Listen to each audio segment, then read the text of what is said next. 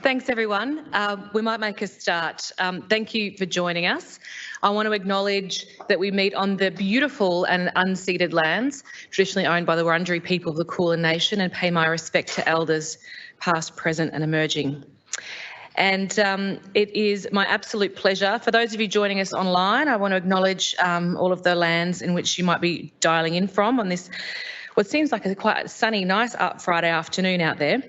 It is my great pleasure to introduce a brilliant PhD candidate, Hannah, who first joined my lab as an honours student, actually, back in 2017. And when Hannah came to talk to us about continuing her studies, she had just finished her Bachelor of Arts. In fact, she was an arts major with a love of Russian literature and Tibetan monks and Stoic philosophy and pints of Guinness. And accurate. And over the years in the lab, she's been, really a driving source of deep and philosophical conversations, but not philosophy and science. And throughout her journey, she's really demonstrated exceptional leadership in the lab. And this was at a time when I'd only started my lab in 2016. So Hannah was really instrumental in those first couple of years, so she's brave joining a new lab head when we're starting everything from scratch. And so her research project was not an easy one. She spent her first years making every tool from scratch. We had started with a blank canvas that included every construct, over 100 constructs, over 20 cell line, 20, 30, I think at least 25 cell lines, and her transgenic mouse that you'll hear about today. And none of this was an easy feat. You'll see that her project straddled genetic engineering through to complex mouse models of brain cancer. So she had to master brain surgery, through to presenting to the public and, talking to grieving families, and something that she always took in her stride, and she always did with empathy and resilience. Hannah's always up for a challenge, a willingness to truly experiment and push boundaries. And don't get me wrong, this innovation also came with its requisite failures. And we had plenty of those. Poor Hannah, but she endured. She's been incredibly resilient. But and finally, she has also been a strong and true friend. I'm not crying, you're crying. To those around her in the lab, and also to WEHI more broadly. Her passion and her enthusiasm to her work is really contagious, but mostly she's just so warm and so engaging. And that's why I think I'm getting emotional, because it'll be very hard to see her move on, although of course we're all happy, to see that she will go on and do a postdoc after this, but she'll be very, very much missed. She's humble and approachable, and really looking forward to hearing your talk today and sharing all your wonderful discoveries with us. Thank you, Hannah. Oh my God. Oh my goodness. Thank you so much, Misty. That is so, oh my God. No, it's fine. Okay, deep breaths. So thank you so much for coming, everyone. I know it's Easter, a bit difficult to get around here, but thank you for supporting me. I'll be talking to you today about my PhD, which is to characterise dual-specific chimeric antigen receptor T cells against heterogeneous tumours. So cancer is an incredibly heterogeneous disease that accounts for 30% of all deaths in Australia. Its heterogeneity is twofold. So first, there is intratumoral heterogeneity, in which the cells within the tumour exhibit enormous variability. The second is intertumoral heterogeneity, in which the properties of a cancer, even of the same type, vary significantly between people. And it is because of this that some cancers still remain really difficult to treat, in particular many solid tumours, and therefore a more personalised approach may be necessary.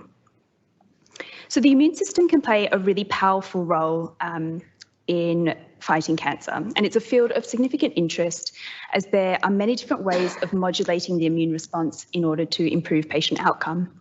So this seminal study here by Gallen and colleagues demonstrates the importance of T cells in response to solid tumours.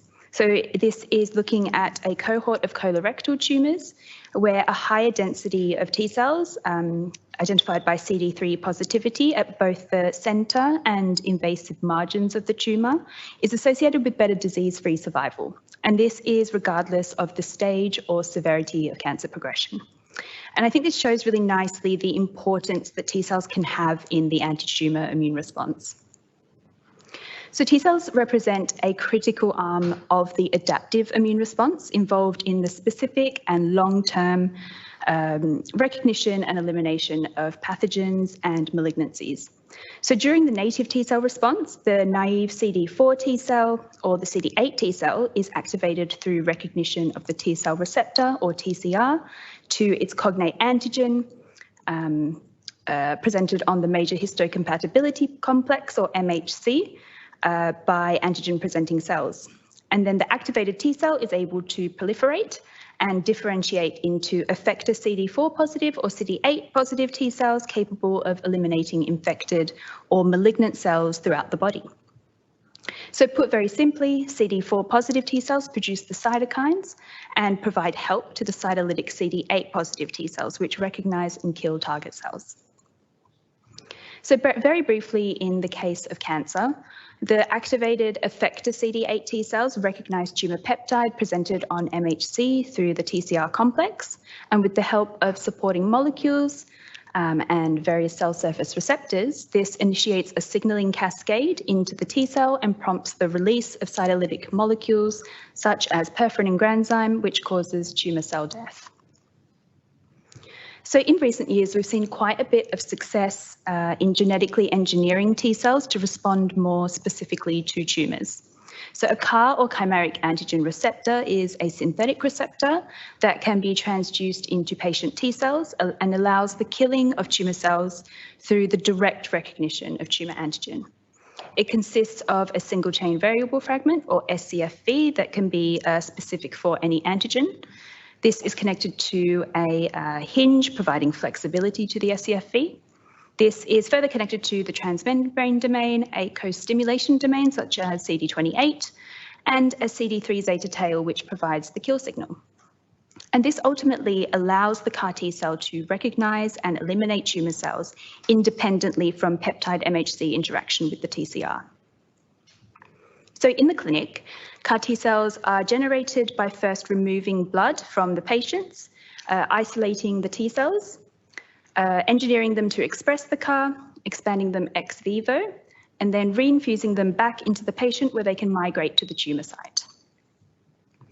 In the clinic, CAR T cell immunotherapy has been incredibly successful in treating some hematological cancers with success rates as high as 90%. And one of the reasons for this success is because the target antigen, CD19, is a pan-B cell marker and causes the elimination of all B cells, both healthy and malignant. However, CAR T cells have been less successful in the treatment of solid tumours, despite sometimes quite promising preclinical results. A good example of this is shown in the study out of UPenn using EGFR-V3 targeted CAR T cells in glioblastoma, where following CAR T cell infusion, there was loss of the EGFR-V3 antigen from 5 of the 7 patient tumours, which you can see on this graph on the left.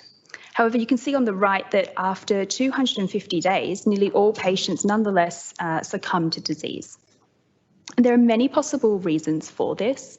It's been observed in a number of different clinical trials with many different targets, but it is often due to the heterogeneous nature of solid tumours and the subsequent evidence of antigen escape, in which very broadly there is a reduction of the target antigen from the tumour and its persistence and outgrowth from the outgrowth of antigen negative tumour cells. So this leads me to the hypothesis of my PhD that dual-specific CAR T cells will be able to effectively treat heterogeneous solid tumours, as dual CAR T cells are designed to target 2 different tumour antigens rather than just one. So there are very few dual CAR T cell studies, with the majority targeting hematological cancers, such as combining the existing CD19 CAR with CARs against different B cell markers, such as CD20, CD22, or CD123. And these studies have looked at the different methods of CAR presentation. So there are the single-specific CAR T cells that are currently being used in the clinic, and then there are the 2 types of multi-CAR T cell approaches. So there are the pooled CAR T cells, which involves pooling 2 separate populations of single-specific CAR T cells, though this has only really been investigated in 1 study so far. And this is compared to the dual CAR T-cell model in which T-cells simultaneously express CARs for two different antigens.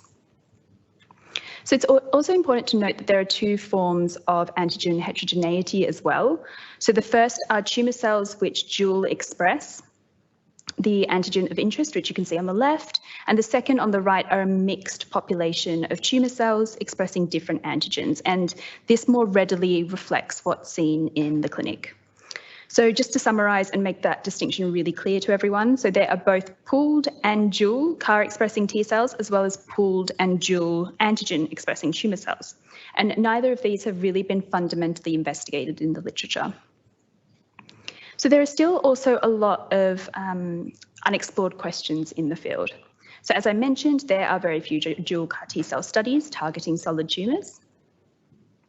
The distinction and efficacy of dual CAR presentation hasn't really been fully explored either, so comparing the pooled versus dual.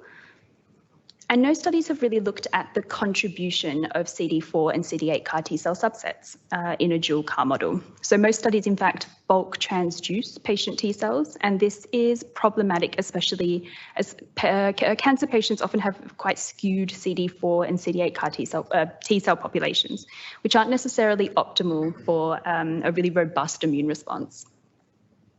And finally, how does dual receptor expression influence parameters such as CAR T-cell trafficking, persistence, exhaustion, and the tumour microenvironment? So nearly all preclinical CAR T-cell studies are actually carried out in NSG immune-deficient mice. And this causes the rather large disparity between the promising results that we see in vivo and sometimes quite poor preclinical clinical responses. And this is because CAR T-cell efficacy isn't really tested in a host with an intact immune system. So to generate a dual CAR system and to understand how it might better treat heterogeneous tumours, I have three aims. So the first was to generate and validate the various tools for my projects, such as the single specific CAR T-cells and the novel target cell lines. And then the second and third aims were to characterise the dual-specific CAR T-cells in vitro and in vivo in an immunocompetent mouse model. So my first aim involved generating a number of different genetic constructs to achieve my subsequent aims. So for my project, I generated dual-specific CAR T-cells targeting the HER2 and EGFRvIII antigens. We chose HER2 and EGFRvIII as model target antigens as they're really well validated in the literature, but also in our lab. Both HER2 and EGFRvIII are part of the same ERB growth receptor family and are often significantly upregulated in a number of different cancers, such as breast, ovarian, and some lung cancers, as they help to facilitate tumour cell signalling and growth. And most importantly, though, HER2 and EGFRvIII are really relevant targets in many brain cancers, which is a focus of the Jenkins lab, including paediatric brain cancer. So the HER2 antigen is significantly overexpressed in many cancer types, including brain cancer, and it's therefore a really promising clinical target. It's the target of a phase 1 clinical trial called Brainchild-1 for children and young adults with brain and CNS tumours. And this has so far shown no real significant toxicities and was really well tolerated in patients. Stacey, Alex, and Melinda in our lab also recently published a paper demonstrating the efficacy of human HER2 CAR T cells in treating diffuse intrinsic pontine glioma, or DIPG, in mouse models. So you can see in this image here, the mice at the bottom row are completely cleared of all tumours, and this is quantified in pink on the left. So EGFRvIII, on the other hand, is a deletion mutation of the EGFR receptor, and this is highly tumour-specific, which limits the potential for any on-target, off-tumour toxicities. And there's been some really promising preclinical work targeting EGFRvIII, one of which was published by Rebecca Abbott in our lab. And you can see here the clearance of EGFRvIII positive tumours, first by the clinical EGFRvIII CAR T-cell clone in the middle, and the novel clone validated by Beck during her PhD on the right. And as I mentioned before in the clinic, there has been some modest tumour control in some patients, which is really exciting, but largely and also consistently with most single-targeted CAR T-cell therapies and clinical trials targeting solid tumours, most patients do end up regressing due to antigen escape. So in order to test these two CARs in a dual targeting model, I engineered various cell lines to overexpress the human HER2 and EGFRvIII proteins, both alone and co-expressed. So HER2 and EGFRvIII are cell surface growth receptors which influence cell signaling and cell growth. So we therefore made non-signaling variants of these cell lines to control for equal growth between the tumours. And that would be particularly important in vivo experiments. So you can see here in these flow cytometry plots that there's really good expression of both antigens, and this is just in some representative tumour cells expressing both HER2 and EGFRvIII. So once I generated and validated all the single components and tools for my project, the next step was to generate the dual CAR T cells. So this was done by generating virus using two CAR vectors with fluorescent reporters in different colours, and then mixing that virus to produce a double positive population. So for these experiments, I selected the HER2 CAR in CFP and the EGFRvIII CAR in mCherry, and transduced primary mouse T cells with the mixed virus, and this resulted in a double CAR positive T cell population, expressing both the HER2 and EGFRvIII CARs. So as I discussed briefly in my introduction, there are two types of multi-antigen targeting by CAR T cells that have been compared in the literature. So the first is the pooling of two single specific CAR T cell populations, and this is often termed CAR pooling. And then the second is engineering T cells to dual express different CAR receptors simultaneously, and this is often termed a dual or a bi-CAR. So the one study that has investigated this distinction found that pooled CAR T cells targeting HER2 and IL-13 receptor alpha-2 demonstrated better tumour clearance than the single CAR T cells alone, which you can see in this red line of this survival graph here. However, the dual or bi-CAR in blue demonstrated even greater tumour clearance than the pooled CAR T cells. It's important to note, though, that this was in an orthotopic glioblastoma mouse model, and this is an immune-deficient NSG mouse model, and therefore might not really accurately recapitulate what happens in a host with an intact immune system. So similarly, I wanted to observe and compare the killing ability of my single, pooled and dual CAR T cells targeting the HER2 and EGFRvIII antigens. So I tested them against both types of tumour cell heterogeneity that I mentioned earlier, but for the sake of time, and because the results were very similar, I'll show only the data using target cells expressing a mix of either the HER2 and EGFRvIII antigens. So these are the pooled heterogeneous target cells. So first I'll take you through some of the in vitro data that I generated to characterise the pooled and dual CAR T cells. So to evaluate the cytotoxic killing ability of my CAR T cells in vitro, I carried out IncuCyte assays to evaluate cytotoxic killing and a cytokine bead array, or CBA, to measure cytokine secretion. It's important to note that all the CAR T cell conditions have been adjusted for percentage CAR expression during the setup of the experiment. And this is to account for any real differences in CAR expression between the groups, but also between experiments, and also to ensure a more accurate effector to target ratio. So you can see here in these FACS plots that while CAR expression is high, it can often vary between the CAR T cell conditions and between experiments. So for example, the single CAR T cells have quite high reporter expression, so mCherry at the bottom, CFP on the top, between 80 to 85%, while the dual CAR T cells have a double mCherry and CFP positivity of around 55%, which really highlights the importance of normalising to CAR expression to bridge these differences. And then also the pooled CAR T cells are a 50-50 mix of the HER2 and EGFRvIII single CAR T cell populations after calculating and adjusting for CAR expression. So we used an IncuCyte assay, which involves co-culturing the CAR T cells with target tumour cells at a 1-to-1 ratio. In this case, these were EO771 breast cancer cells, and measuring PI uptake over time as a readout of cell death. So you can see here, when we co-culture the CAR T cells with heterogeneous tumour cells, we can see that there's little to no background lysis by the empty vector T cell controls. Next, when both the single HER2 CAR T cells in orange and the single EGFRV3 CAR T cells in blue are co-cultured with the tumour cells, they kill significantly above background, but this killing is roughly equivalent between the two. And while there are differences in antigen expression levels or CAR affinity that could impact killing, we can see here that they are relatively consistent once we normalise for CAR expression.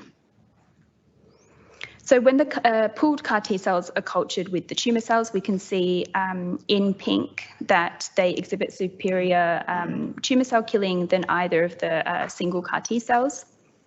And finally, the dual CAR T cells in green show significantly enhanced killing compared to the pooled CAR T cells in pink. And this holds true at various E to T ratios, but I'm only showing here the 1-to-1 ratio. When we quantify this, we can also see that the killing of the single CAR T cells in orange and blue are additive to the pooled CAR T cells. So in other words, the lysis of the pooled CAR T cells in pink are the combined total of the single CAR T cells. So I also performed an assay to measure cytokine release by the CD8 positive CAR T cells. The assay, a cytokine bead array, or CBA, involves co-culturing tumour cells and CAR T cells, in this case for 24 hours, and then harvesting the resulting supernatant and analysing it with an array of different antibodies against a suite of different cytokines. So I looked at a number of different cytokines, but for the sake of brevity, I'll go through just the results of the interferon gamma. So interferon gamma is released by activated T cells and acts on a number of different immune cells and plays a really potent role in the anti-tumour T cell response. So when the CAR T cells were cultured alone, as expected, there was no background cytokine release without engagement of the TCR or the CAR. When the CAR T cells were cultured with activation beads, so these are beads that are coated with CD3 or CD28, CD3 and CD28, we can see quite large amounts of interferon gamma release, and this acts as a positive control for T cell activation and cytokine release by engaging and signalling through the TCR. So when the CAR T cells are co-cultured with tumour cells, so this is using, again, EO771 murine breast cancer cells at a 1-to-1 ratio. We can see that there is little to no background interferon gamma release against wild type cells or cells which don't express the HER2 or EGFRV3 antigens. So against target cells expressing only HER2 on the left, or only EGFRV3 on the right, you can see that only the antigen-specific CAR T cells release interferon gamma. So these are the HER2 CAR T cells in orange and the EGFRV3 CAR T cells in blue, as well as the pooled and dual CAR T cells in pink and green.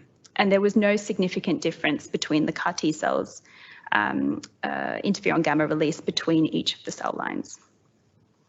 And finally, when the CAR T cells are co-cultured with the heterogeneous mix of tumour cells expressing either HER2 or EGFRV3, you can see that there is a significant difference in interferon gamma release between the HER2 and EGFRV3 single-specific CAR T cells.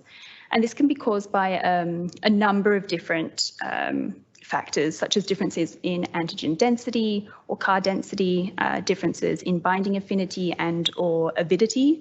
However, most importantly to my research, there's no real significant difference between the interferon gamma release between the pooled and the dual CAR T cells. So to summarise the data so far, I tested single, pooled and dual CAR T cells against heterogeneous target cells, which are a mixed population of tumour cells expressing either the HER2 or EGFRV3 antigens. Consistent with the literature, the dual CAR T cells exhibited significantly enhanced tumour cell lysis compared to the pooled CAR T cells, and they were both better than the singles.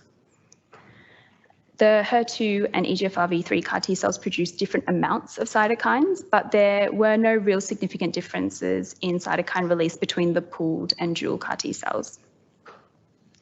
So the second aim of my PhD also involves investigating the contribution of CD4 CAR T cells.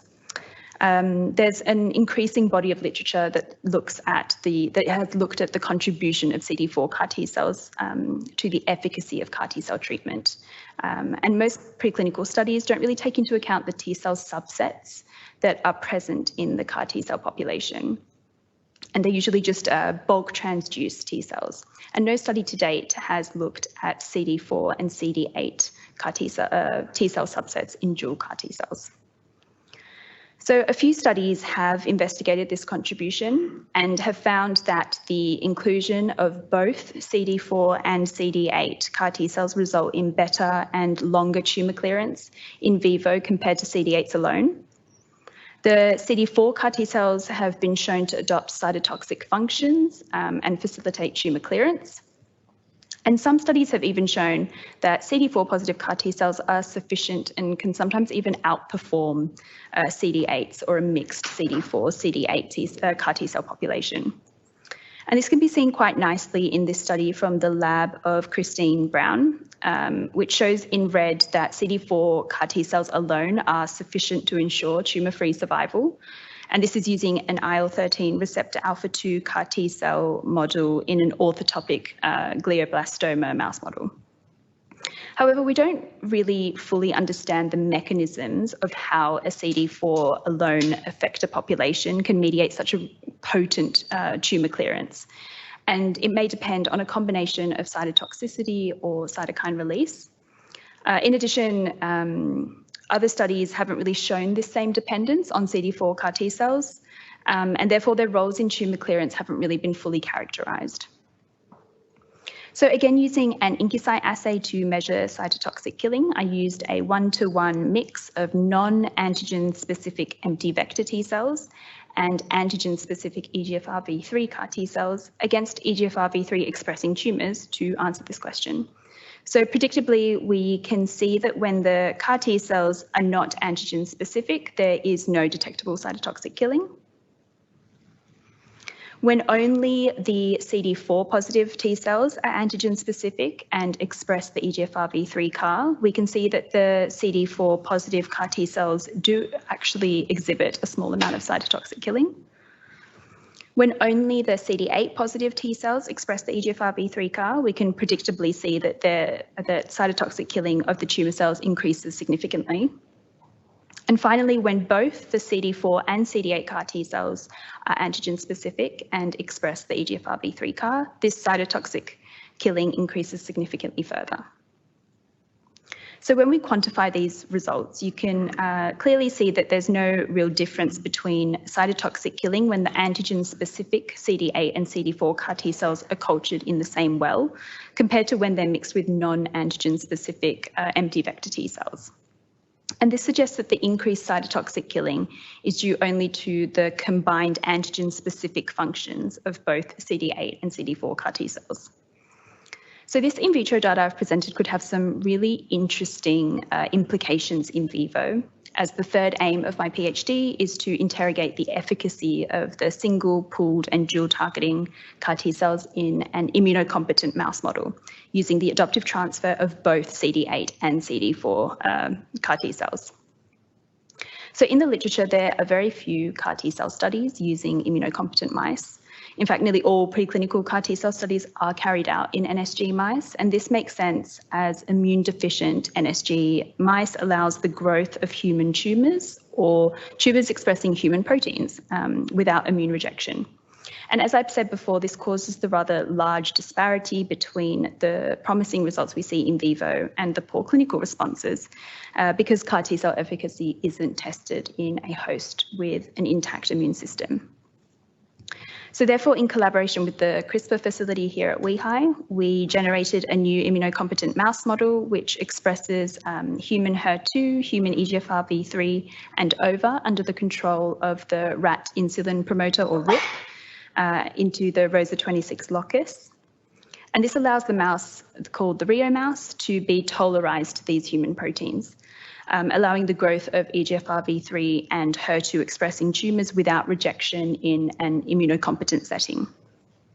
So the use of a RHEO promoter enables the protein's expression by pancreatic beta cells in the transgenic mice, and will therefore facilitate the study of any on-target off-tumour effects through the induction of diabetes by the destruction of the beta cells, following administration of the HER2 and EGFRB3 specific CAR T cells.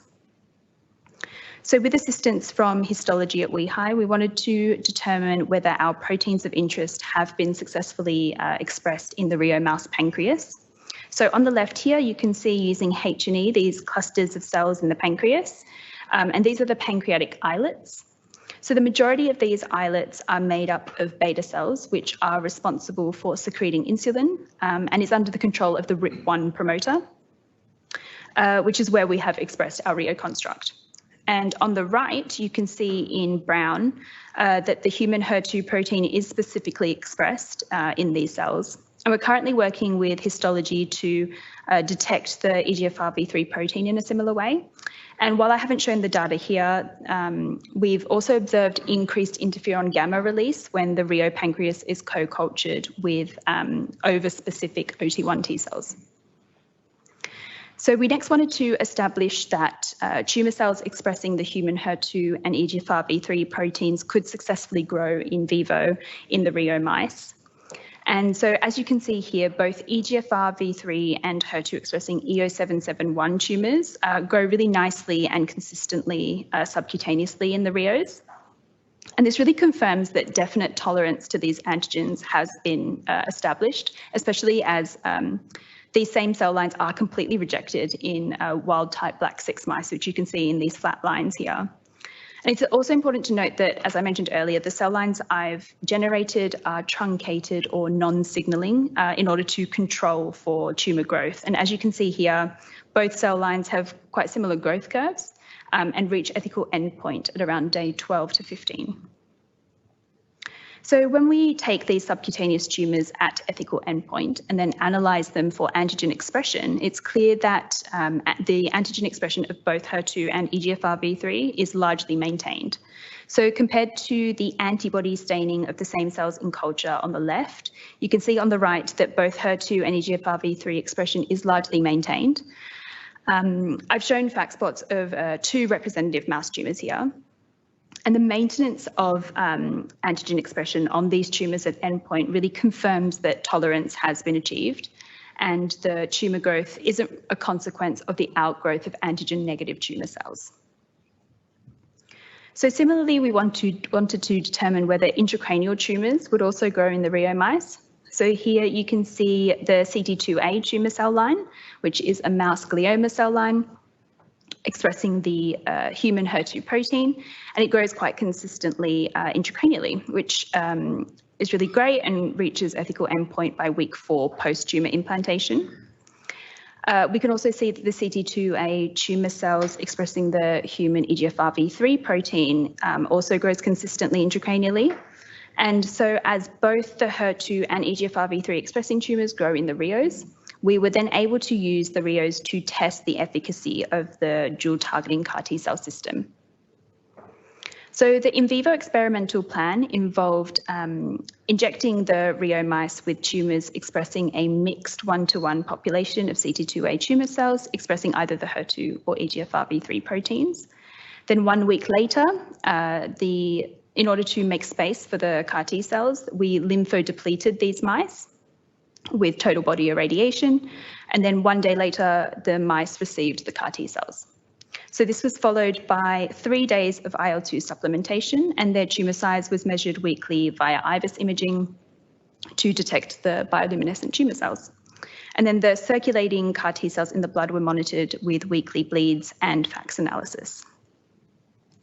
So as you can see here, this was quite a big experiment, and I had tremendous help from Melinda and Kathy in the lab. So 1 week following tumour implantation, the mice were either untreated or received a single dose of 10 million empty vector HER2, EGFRB3 pooled or dual CAR T cells. And as you can see, some mice did experience some tumour regression, and 1 mouse infused with the dual CAR T cells experienced complete and long-term tumour regression. So when you look at the survival curves, you can see that while there was no difference in survival between the untreated, the empty vector, the single CARs and the pool CARs, the infusion with the dual CAR T cells did significantly improve survival. So all mice receiving treatment had detectable levels of infused T cells in their blood out to 3 weeks post-CAR T cell infusion, although these levels did decrease over time. These infused T cells were detectable using flow cytometry as they were made from donor mice expressing a congenic marker, Li5.1, to differentiate them from the endogenous T cell population, which are Li5.2. And consistently with what's been observed in the literature and with some of our other mouse experiments as well, the circulating infused T cells in the blood were predominantly CD4 positive, which you can see in purple. And this is compared to the smaller population of CD8 positive infused T cells in green. And this is consistent across all the treatment groups. So when we look at the histology of the brain taken at ethical endpoint of these mice, on the left you can see the brain of an empty vector T cell treated mouse, and on the right a representative brain from a mouse treated with the pooled CAR T cells. And you can see on the right that there is significant CD4 T cell infiltration in these little magenta dots, and on the left, there is very little infiltration, suggesting that antigen-specific CD4 CAR T cells more abundantly traffic to the brain tumour site. And this is a consistent result we've observed across multiple experiments, and we weren't sure whether this is due to a lack of persistence or proliferation by the CD8 T cells, or whether they're dying off while the CD4 CAR T cells persist, but it would be a really interesting avenue to investigate in the future. So to summarise, I have shown that the HER2 protein is present in the RHEO mouse pancreas, although validation of the EGFR-V3 protein by IHC is still ongoing. HER2 and EGFR-V3 expressing tumours do successfully grow both subcutaneously and intracranially in the RHEO mice, and this demonstrates that tolerance has been established. And finally, that a single dose of dual CAR T cells improves survival in immunocompetent RHEOs. And yeah, it's a fantastic result. Sorry, so happy. While I've shown that some anti-tumour efficacy so far with my dual targeting CAR T cell approach in the immunocompetent mouse, it is important to note, and as I said previously, that these results more closely mimic the modest responses seen in the clinic with human clinical trials with CAR T cells against solid tumours.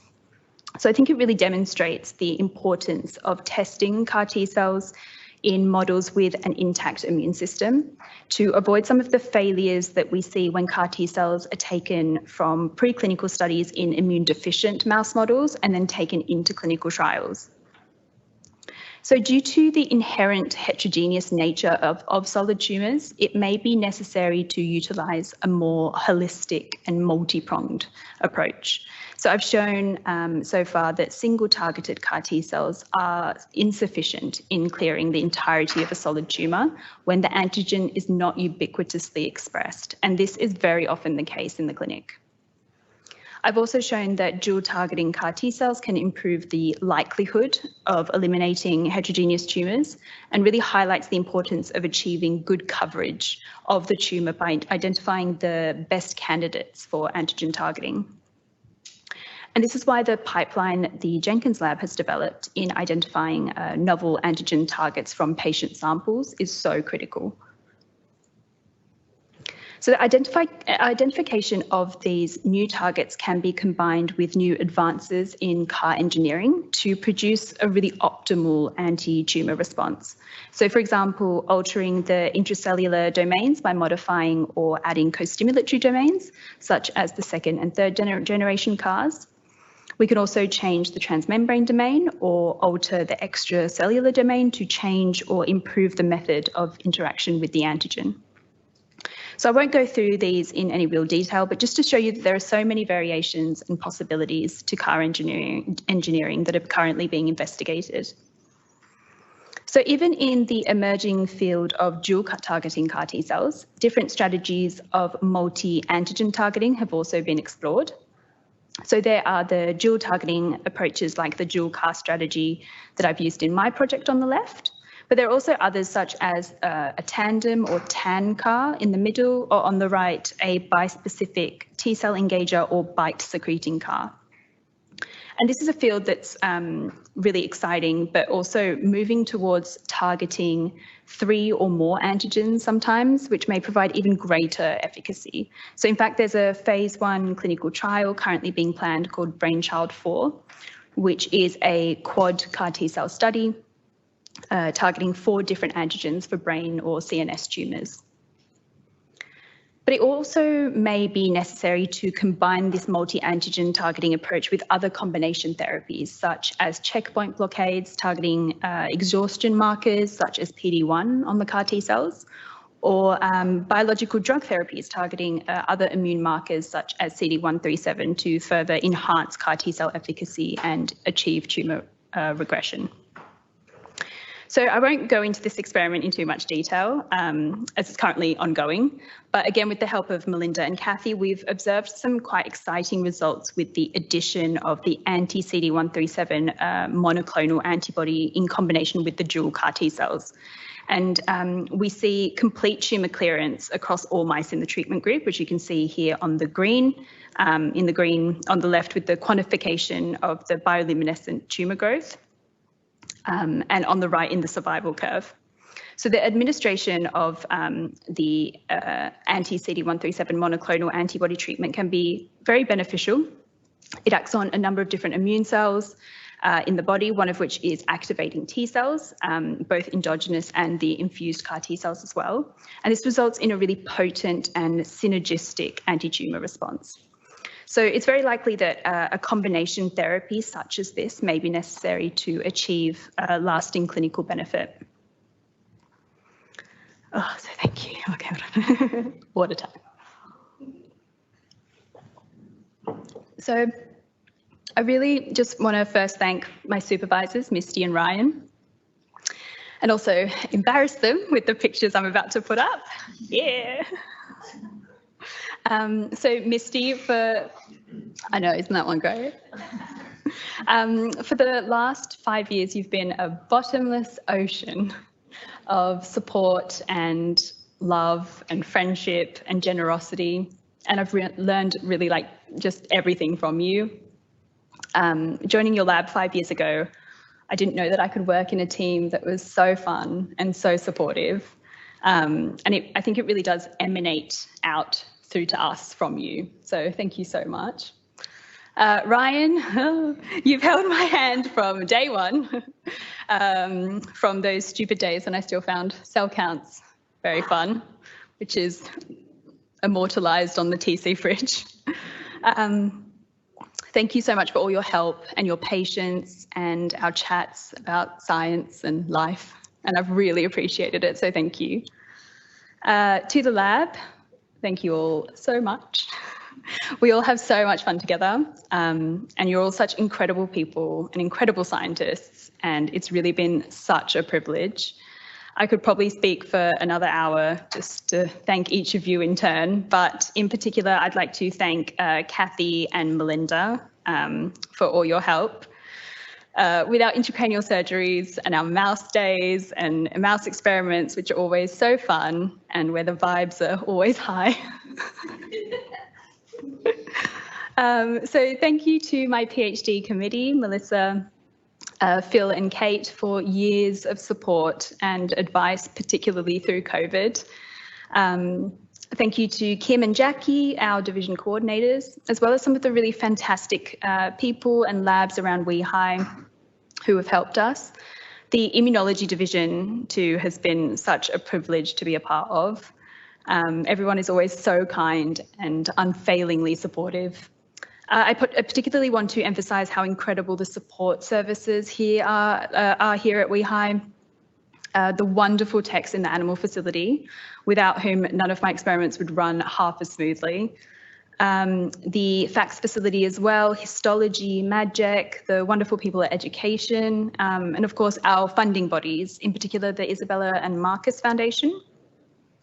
And finally, thank you to my friends and family, to Hamdi, who's my housemate, who I met in honours.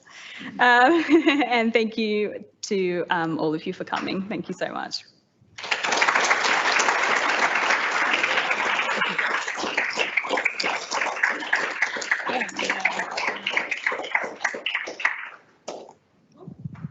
Thank you, Hannah, for a terrific, if I catch your breath, for a terrific seminar. And now I'll open it up to questions from the audience. Thanks, Matt. Thank you, Hannah, for a really beautiful seminar and a really well-executed project. It's very exciting stuff. I have many questions, but I'm just going to give you one for the moment. So just interested in picking apart the CD4 versus CD8 a little bit more. I think if I'm reading things correctly in the literature, the idea is that there's more of a synergistic relationship between CD4s and CD8s in vivo and in patients, which makes sense a priori from an immunologist. But so that's clearly not just down to killing, because your IncuCyte assay showed that's just additive. So what do you think's going on there, and what do you think it means that only the CD4s stick around? Yeah, so I haven't done those experiments and answered those questions specifically in my project, but I think in the literature it's been pretty evident that the CD4 CAR T cell population is the abundant source of localized IL-2 secretion, which really helps both the CD4 CAR T cells persist, but also helps the CD8 CAR T cells function as well. We're really not sure why the CD8 seem to deplete while the CD4s persist, but it has been observed before where the CD8 CAR T cells tend to have a more short-term effector function, and then the CD4s persist longer. They tend to produce, they tend to upregulate PD-1 less than the CD8 CAR T cells. And yeah, they're just more, they're just better at persisting rather than the CD8s, but supporting them as well with their cytokine help and everything like that. Yeah. Do you think that subsequent doses of purified CD8 onlys would make sense? Yeah, absolutely. I mean, I think that's not something that's really been tried. There's been like CD8s alone just to see if we can sort of boost that, but multiple CAR T cell infusions have been tried, and I think it's becoming a lot more prevalent, especially in the clinic. I think Misty was telling me it's not really been published, but there's someone who's been who's undergone 40 IV CAR T cell infusions. Yeah, so like it's totally doable, totally possible, and it would be really interesting to sort of interrogate that a little bit further. Absolutely, yeah. Yeah, it was reported at ACE. Yeah, incredible. Individuals getting 40 CAR T doses, and also cytokine and bystander killing is the other thing with the CD4. Yeah, true. Thanks, Hannah, for an absolutely beautiful talk. I just wanted to also follow up on that CD4, CD8 point as well. And I was just wondering, in your IncuCyte assays, you looked at CD4 CARs and CD8 CARs separately. But did you include, or did you do other experiments where you included CD4 CARs with untransduced CD8 T cells, so you kind of had bystanders of the other population? Yeah, so they weren't untransduced, but they were the empty vector CAR T cells, so they were non-antigen specific. And we did find that from the results, it did seem like the bystander killing wasn't occurring because the combined total of the CD4s alone with non-antigen specific T cells did equal the, So we didn't really observe that in vitro at least yet, which might be totally different in vivo and would be really interesting to look at, Ashley wants to see me get my steps up.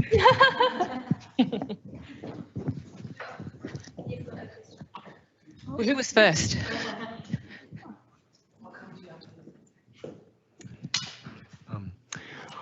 Hi there, Hannah. Excellent presentation. I'm a current second-year undergraduate biomedicine student just across the road at the University of Melbourne. Just want to know, and I hope may have interpreted this correctly, but are most disorders relating to CAR-T cells? I know it's a concept that I've not yet to cover in my degree yet, but are most disorders originating from CAR-T cells more associated with the innate immune system or an adaptive immune system disorders? I think more adaptive generally, yeah, because they make up a really important arm of the adaptive immune response, the T cells, yeah. Okay, thank you. Thank you. Congratulations, Hannah. It's a really nice talk. I was just wondering if you have teased apart the exhaustion of your dual CARs versus your pooled CARs. So if they've been on the same, pooled antigen and been activated in the single cell by both antigens, are they more exhausted perhaps compared to the pooled CAR T cells? Yeah, so I did, maybe not on a single cell level, but I looked at exhaustion markers, specifically PD-1, both in vitro and in vivo. And I found no real difference actually between the dual and the pooled. So the idea is that the dual CAR T cells might express upregulated levels of exhaustion markers because of sort of increased signaling by the two CARs targeting two different antigens. But I didn't see that in any of my in vitro or in vivo experiments, which was really interesting. Especially in vivo, we found that if the CAR T cells are tumour specific, then they will upregulate PD-1. And so far, I haven't really seen a difference between the CAR T cell groups. Yeah. Which was surprising. Yeah, so surprising. Yeah, we really didn't expect that. Yeah. Oh, yeah, wait, go. Yeah. Hi, Hannah. Great talk. I just was wondering about the last experiment with CD137. Is that an agonist antibody? Yeah. And I was wondering if you could speculate on where the synergy might be coming from there. Yeah, absolutely. It is an agonist. The idea when they've used it previously in the clinic, they've used it against some lung cancers, I think, but they had to terminate the clinical trial because the dose where it was effective was toxic to the liver, I think. But the synergy really comes from the fact that they believe that treatment with the anti-CD137 antibody can help particularly to further activate, endogenous T cells, but also the CAR T cells. And hopefully in the clinic as well, if we do use it synergistically with CAR T cells, then we might be able to lower the dose of the CD137. So use it in the clinic in an applicable and non-harmful dose with CAR T cells and see a really robust immune response. I think that would be really great. Yeah.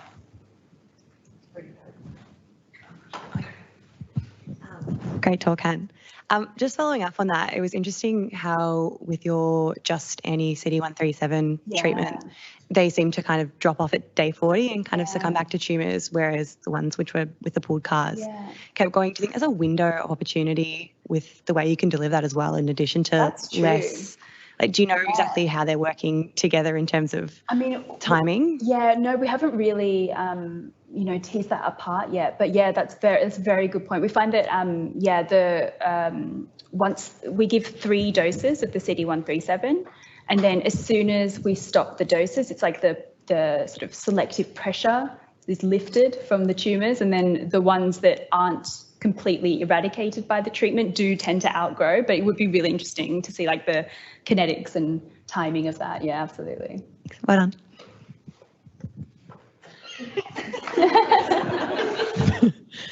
Great talk, Hannah. So I'm going to ask a question as someone who does not understand immunology as well, but as someone who's started looking into CAR T cells and is planning on doing experiments in NSG mice which don't have immune system, as you say. This is obviously, as you mentioned, a bit of a problem because moving that into the clinic, that humans tend to have immune systems. So would you recommend for people actually thinking about doing this kind of work to try and generate a mouse model that does have an immune competent phenotype so you can see these kind of interactions, or is it still worth doing experiments in NSG mice? I think it's definitely worth it. It's very expensive to make mice tolerant for like every single antigen that you want to study, but yeah, definitely still worth it. I think it's really hard to, like, the mouse models in themselves, I'm getting a bit philosophical here, but like the mouse models themselves are an imperfect model. And a lot of them, even when they do get rigorously tested in immunocompetent mouse models, they do fail nonetheless in the clinic. But yeah, definitely still worth it. I think it's a really good proof of principle. I think especially, at least related to my project, it's really helpful to have an immunocompetent model because we can really make some generalizations and some really investigate like the biology behind what is happening with the CAR T cells. And I think, yeah, it is still useful, absolutely. Yeah. Hannah, does your average dual CAR T cell have twice as much total receptor as the single CAR T cell? Yeah. So and does that matter? So when we did the calculations for like the IncuSite and stuff like that, we did normalize for effector to target ratio, which we literally mean to say that like a single CAR T cell with a single target. It is very true though that the dual CAR T cells do express both. So, I mean, I think that's the real benefit actually of the dual CAR T cells, particularly in vivo, where we're limited by the amount of T cells that we can, you know, expand ex vivo and also infuse into like mice and patients. So it's really helpful to have the dual CAR T cell population that's capable of recognizing like multiple antigens rather than like a pooled population that can only recognize just one or another, you know. So I think it is true that it makes it hard to control for, but it is definitely a benefit of the dual CAR T cells, particularly in vivo. Yeah. All right, we'll put you through your paces enough. It just remains for us to thank Hannah for an excellent seminar. Congratulations, all the best for getting your thesis in the next coming weeks. And there's a small gift on behalf of the lab here for you. And thank you. Well done. Thanks.